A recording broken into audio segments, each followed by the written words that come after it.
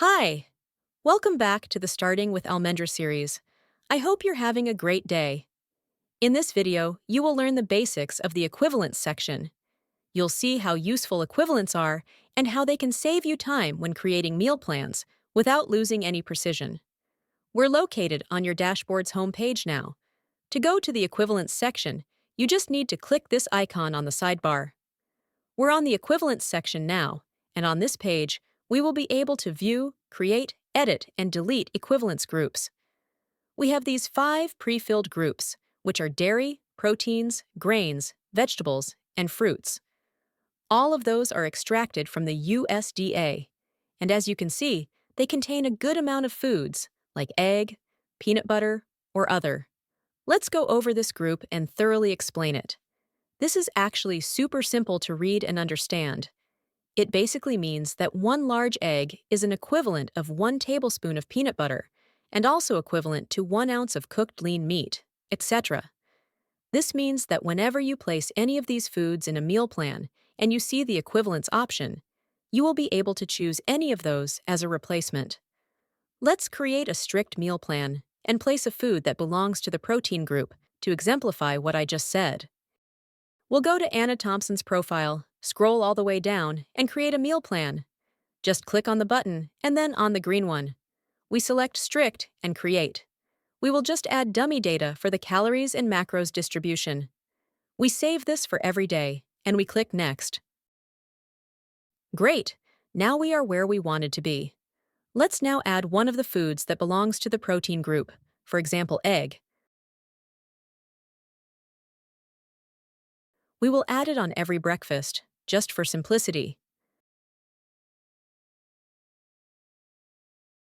We see it has been added correctly.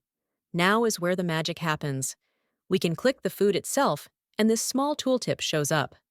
Let's click this first option. A window appears and it displays all the other foods that are present in the protein group, and we can select any one we want to replace the egg for this particular meal. Let's choose the chicken breast, and now we see it just replace the egg. All the macros get calculated automatically, and since the added food belongs to the same groups, you can easily notice that the macros are similar to the eggs ones. Now let's try the second magic trick, randomly selecting a food from the group. It's self-explanatory. We will click this button, and the egg will be immediately replaced by a food that belongs to the protein group.